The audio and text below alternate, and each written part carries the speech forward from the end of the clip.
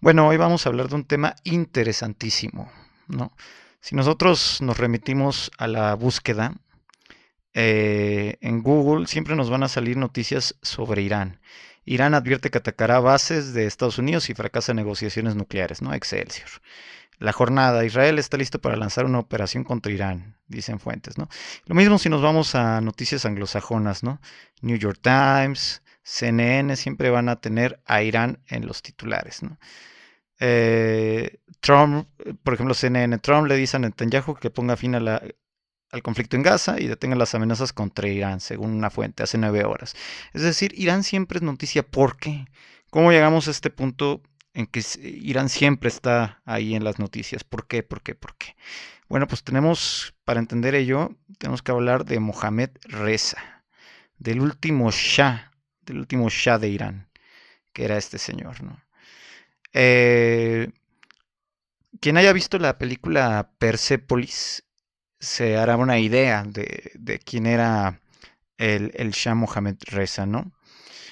Fue el último rey persa que, por ejemplo, este artículo nos indica bastante, ¿no? De su fin.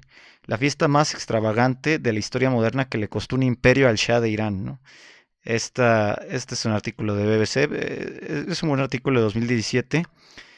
Dice, tras kilómetros de viaje no se veía nada más que la arena cocida por el sol. De pronto en medio del desierto persa se levantaba un bosque de columnas, extendiéndose hacia el cielo y enmarcando un oasis, una ciudadela de lujosas carpas hechas de seda, rodeadas de árboles importados de Europa, en los cuales se posaban miles de aves igualmente traídas de diferentes países.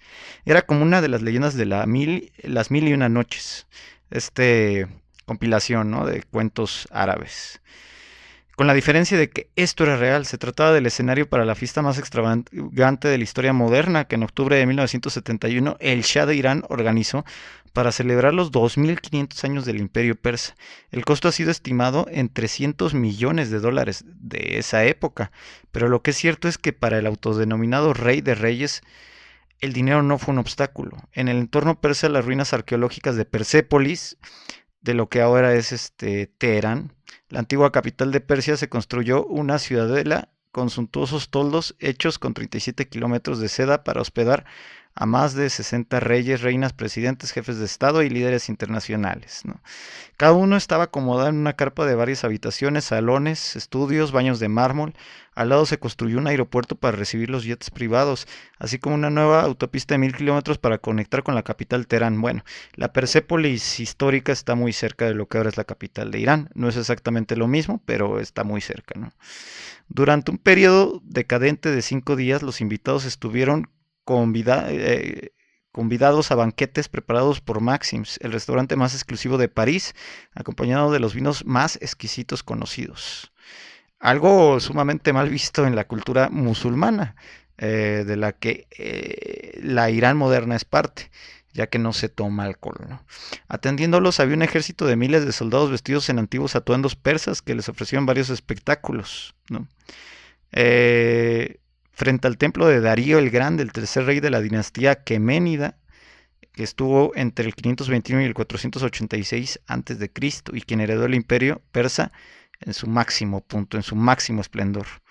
Toda la festividad dejó algún tipo de resaca. Esta dejó al país tambaleándose sin posibilidad de recuperación. Consolidó la oposición liderada por el entonces exiliado Ayatollah Khomeini. De hecho, al Ayatollah Khomeini, quien haya visto alguna vez en su vida Los Simpsons, habrá muchas referencias, ¿no? Al Ayatollah Khomeini. Es un personaje que es como antagónico de Occidente en la cultura popular, ¿no? Aquí lo tenemos, el Ayatollah Khomeini. Sale en una playera ahí en Los Simpsons, ¿no? No sé si alguna vez vieron ese capítulo, que Homero está haciendo una venta de garage, una cosa así, y Homero pone a la venta ahí, ¿no? Una playera del Ayatollah, que fue el líder de la revolución islámica que vendría después, ¿no? Esto es en el 71 todavía. Muchos historiadores señalan la celebración como el detonador de esa revolución, de la más tarde conocida en la historiografía mundial como revolución islámica. Más que cualquier otro evento, la fiesta dejó en evidencia la brecha que había entre el rey de reyes, el Shah, y el pueblo de Irán, ¿no? Una desigualdad social tremenda. Eh, En 1971 Irán era una monarquía constitucional aún con Mohammad Reza. su majestad imperial Shah Hans Shah, o sea, el Shah de Shahs, el rey de reyes, ¿no? Designaba al primer ministro, podía disolver el parlamento, tenía casi control total, a pesar de ser una monarquía constitucional. Ahí estaba el Shah con su esposa. Eh, Decía, tengo una misión que viene de Alá, una orden divina, repitiendo en una entrevista en 1974. Esto le iba a costar muy caro después porque el tocar la religión, el tocar la fe en un país tan musulmán como Irán le iba a costar caro. Aunque autócrata, el Shah era un líder progresista. Desde hacía décadas los intelectuales opinaban que el Islam estaba frenando a Irán y el Shah estaba decidido a modernizar y occidentalizar el país, al tiempo en que revivía las antiguas raíces persas. Algo muy similar a lo que vimos en casos panarabistas, ¿no? Por ejemplo, el caso de Saddam Hussein, que consolidó su imagen nacionalista, reviviendo el pasado glorioso de la Babilonia histórica, arqueológica, o también en Egipto, ¿no? Con Abdel Nasser, ¿no? Que también decía, bueno, somos los herederos de aquel antiguo Egipto.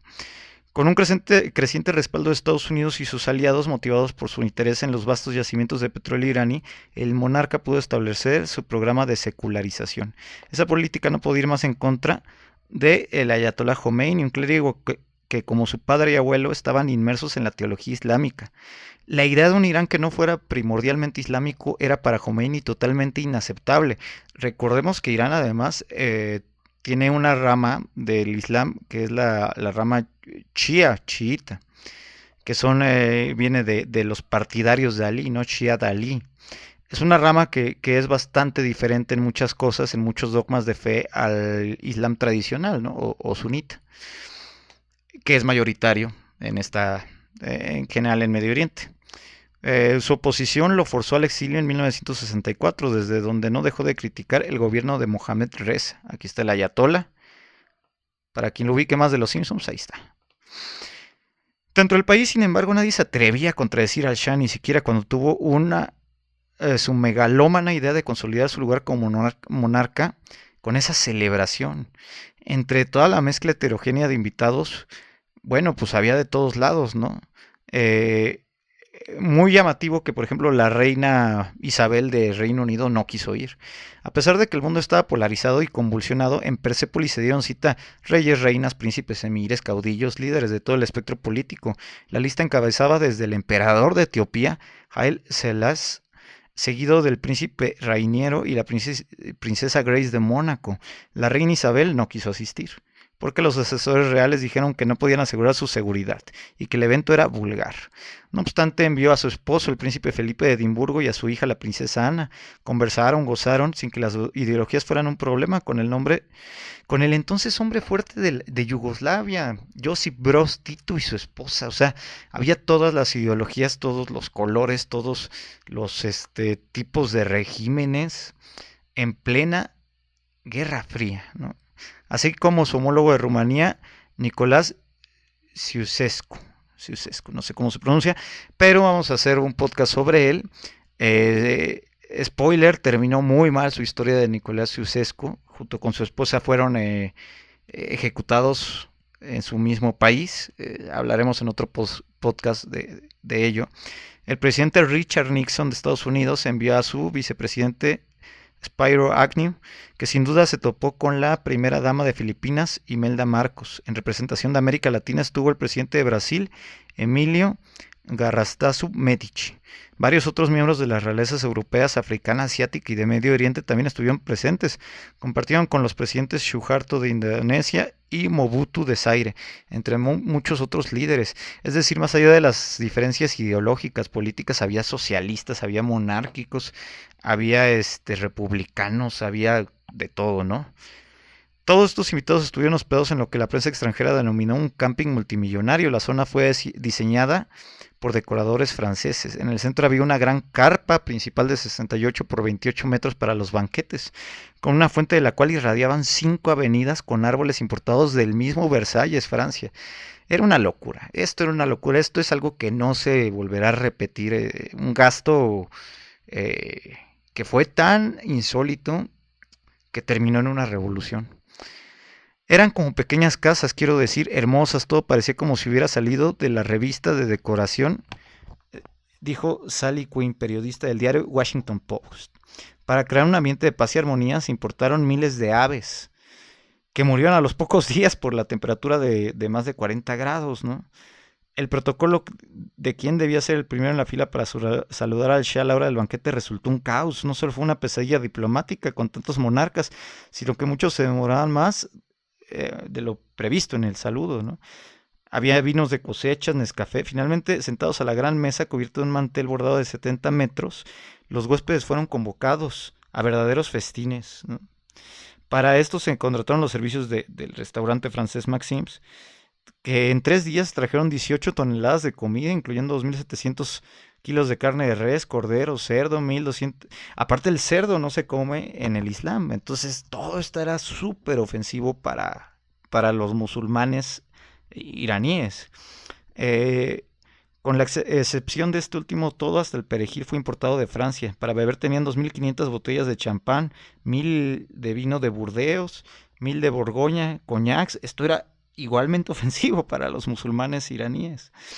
El champán era de 1911, el vino incluía una soberbia reserva de 1945. Sin embargo, según Félix Real, uno de los organizadores tuvieron problemas con el café y terminaron sirviendo Nescafé, así el que te encuentras ahí en el Oxxo o en el 7-Eleven, ¿no? Sin que los invitados se dieran cuenta. Imagínense, ¿no? Tanta pompa y tanta superficialidad, y terminaron sirviendo el Nescafé, el de frasquito, ¿no? Nada les faltó servir café legal, ¿no? Persépolis, en 1971.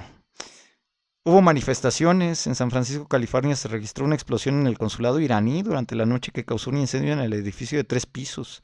Hubo daños considerables, nadie resultó herido. El peor error que tuvo Shah para calmar el clamor popular, el descontento social, fue permitir el regreso del Ayatollah Khomeini a la capital desde su exilio en Francia, a la capital de Irán. Tal vez la señal más contundente de cuán poco conocía el Shah sobre la vida del pueblo iraní, caso muy similar a la mayoría de monarquías que han caído en su momento, ¿no? Los monarcas pues no conocen la realidad social de sus gobernados, del pueblo, de la gente civil común. Mucha gente vivía en pobreza en Irán. Había mucho descontento entre la gente, escribió Sally Quinn del diario estadounidense Washington Post. Criticaban todo ese gasto exorbitado. Ellos no tenían ni para comer, mucha población iraní. La gran ironía de las festividades es que suponía que consolidarían ese destino. Al final terminaron siendo la última gota que colmó al pueblo. El Shah fue depuesto en febrero del 79 y los iraníes recibieron con vítores al Ayatollah Khomeini, líder supremo, y así empezó la República Islámica de Irán. No solo empezó la República Islámica de Irán, sino que terminó siglos del imperio persa, del imperio iranio, ¿no? Pero ¿cómo llegó el Shah al poder, ¿no? Uno pensaría que venía de un linaje milenario, de reyes persas, ¿no? Lo cual no es así. En realidad, él venía de un linaje militar. El Shah nació en la capital de Irán en 1919 y al final fallecería no tan lejos, en el Cairo, en 1980. Curiosamente, un año después de la Revolución Islámica, el Shah sufrió un cáncer terrible, e incluso los revolucionarios islámicos decían que era un castigo de Dios, de Alá, ¿no? Fue el último Shah, ¿no? Si bien él nació en 1919, un año después de que termina el primer gran conflicto mundial, la Gran Guerra, la Guerra de Guerras. Qué irónico, ¿no? El Rey de Reyes nace un año después de que termina la Guerra de Guerras. Bueno, su papá, tras meses después del golpe de estado de 1921 en Irán, que llevó al poder a su padre era militar, realmente no venía de un linaje monárquico. La familia imperial, o la que había en Persia antes, que era la familia Qajar, se mudó a una casa más grande en donde vivieron el padre, Reza Shah su padre, y la madre, su hermana, y bueno, más familia, ¿no? En esa casa, pues el joven Mohammed empezó a aprender todo esto de el arte de ser monarca, ¿no? Porque su padre le iba a heredar este imperio. Fue coronado como Reza Shah teniendo Mohammed Reza apenas 17 años de edad. Además, su padre es muy interesante porque es depuesto por las mismas potencias británicas, prácticamente. Para la ceremonia de coronación que fue celebrada en el Palacio de Golestán, fabricaron una corona especial para uso exclusivo del pequeño príncipe de 17 años. También se reservó uno de los edificios del mismo Palacio Imperial para poder adiestrarlo allí en todos los protocolos y tradiciones reales. Además, fue instruido en la escuela, en una escuela especial, intentando que el monarca se tratase a su hijo y futuro heredero al trono persa. Completó su formación académica en el Palacio Imperial, en una escuela en Suiza. También estudió hasta 1935. En su vuelta a Persia realizó la carrera militar en Teherán, que completó en 1938, año en que aquí en México se estaba haciendo la expropiación petrolera con Lázaro Cárdenas, y un año antes de que estallara el segundo gran conflicto mundial, ¿no? Ya sabemos de cuál hablamos, ¿no? La invasión de Alemania a Polonia. Bueno, historias paralelas. Entonces así Mohammed Reza sucedió a su padre Reza Shah, quien por cierto era muy simpatizante de la Alemania de Adolfo el Austríaco, ¿no? Durante el segundo conflicto mundial, y por eso fue obligado a abdicar en favor de su hijo en agosto de 1941, obligado a abdicar por el mismo Reino Unido y la Unión Soviética, que ya había sido atacada por Alemania, por el todavía imperio alemán, el llamado Tercer Imperio Alemán. Durante el resto de la guerra, Persia permaneció ocupada por los británicos y soviéticos. El nuevo Shah colaboró activamente con los aliados. Era un chaval, era un adolescente de 17 años. No, ya no tenía 17, pero era un chaval todavía, ¿no? Unió a todos los partidos políticos en uno solo, cuyo nombre era el Partido del Rey, y emprendió una política de modernización. Eh, Muy apegada a esta política, pues a lo que tenía que ver con el proteccionismo, eh, y con el uso de los recursos naturales casi inagotables en sentido energético, petróleo, gas, lo cual, bueno, sabemos que a los anglosajones les encanta, les fascina, ¿no? Dígase, Reino Unido, ¿no? Reino Unido estaba muy interesado en los recursos naturales de Persia. Finalmente, eh, los líderes del Partido Comunista fueron ultimados, el Shah declaró la ley marcial.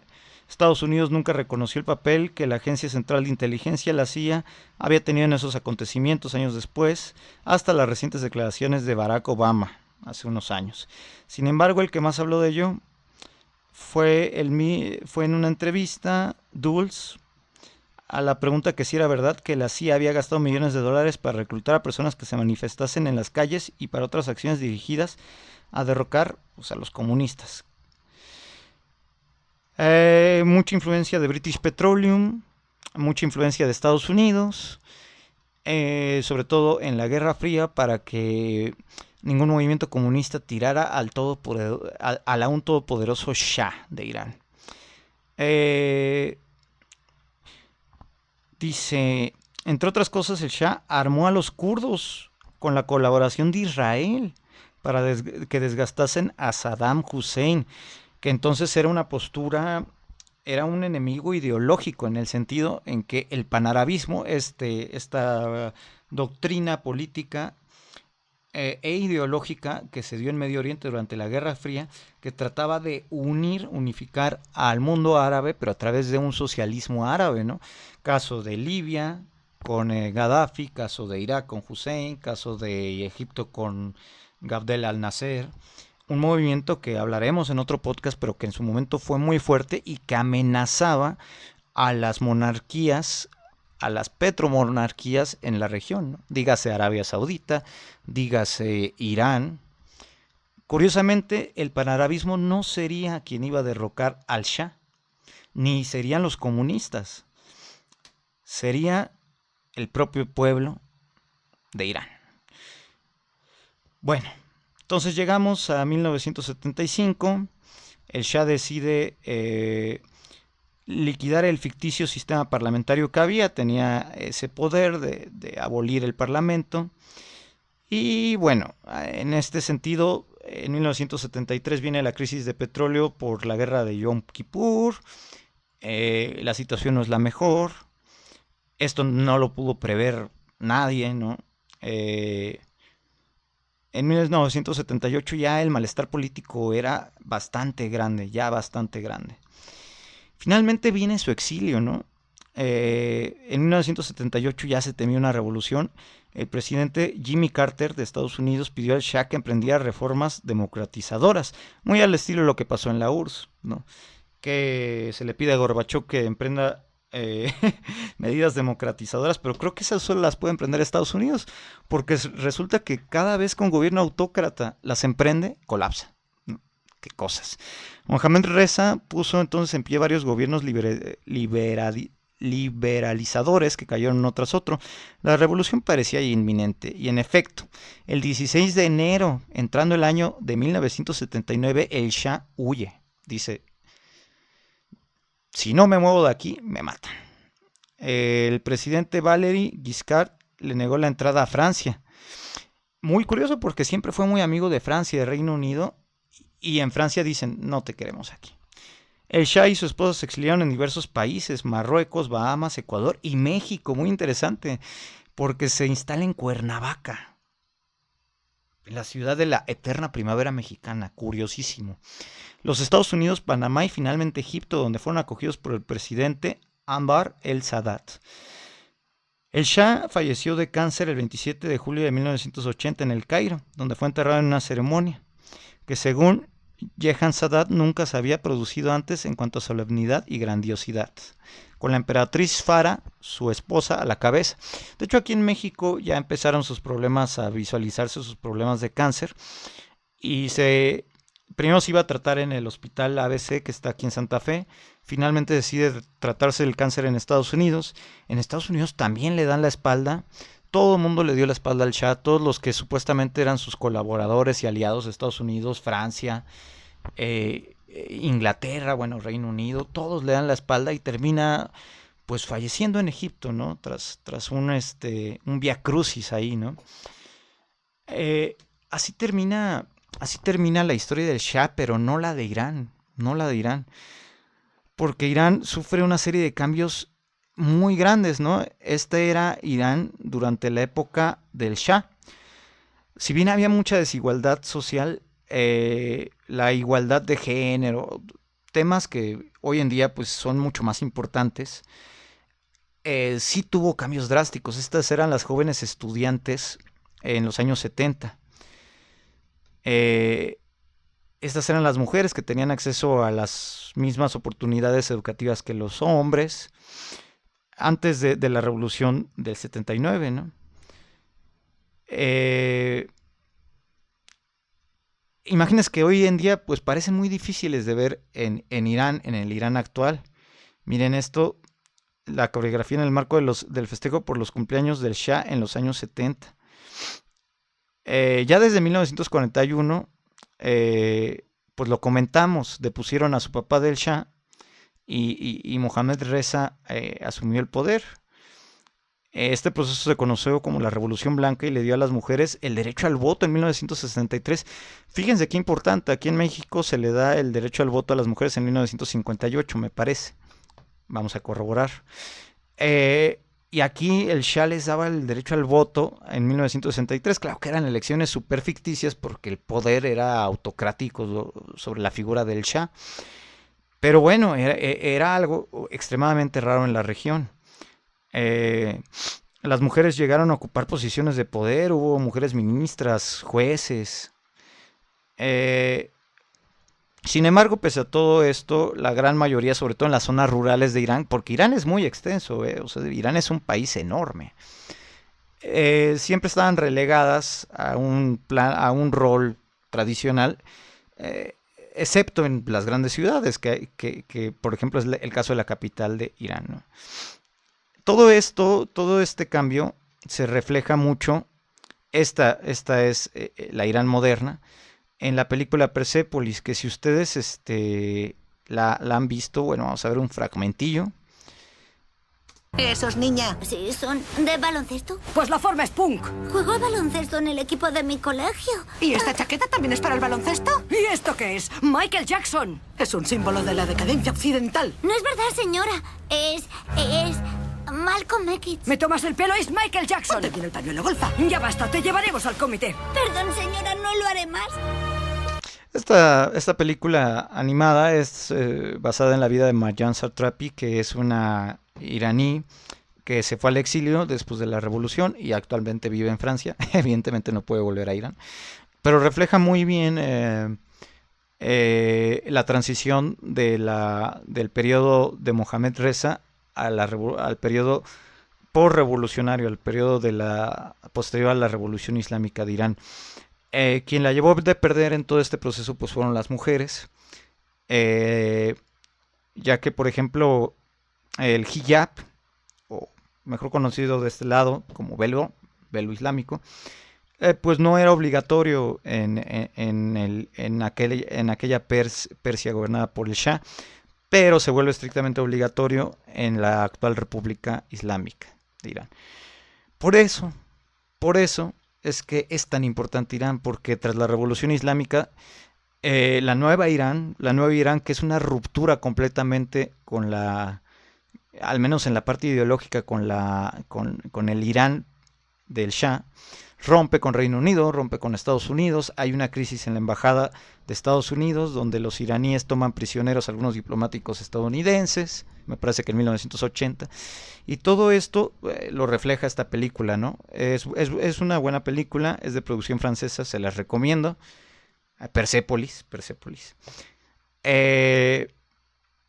Y bueno, ¿no? Esa fue la vida del Shah, de aquel hijo de un general militar que realmente usurpó la monarquía iraní, depuso al Shah original de la familia Qajar, hereda todo un vasto reino lleno de petróleo y de recursos naturales, pero también de Islam y de tradiciones muy difíciles de transformar, y se las hereda a un chavillo de 17 años que nunca supo entender su lugar dentro del pueblo iranio, dentro del pueblo persa, y que eso le cobró factura.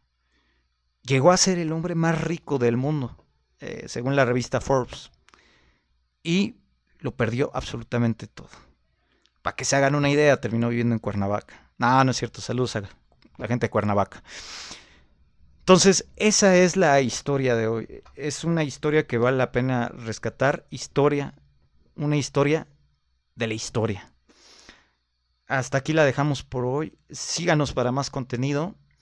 Vean la película de Persepolis, muy recomendable si no la han visto. Y bueno, pues hasta aquí llegamos. Síganos, suscríbanse, compartan si les gusta este contenido. Y por acá nos veremos con más historias de la historia.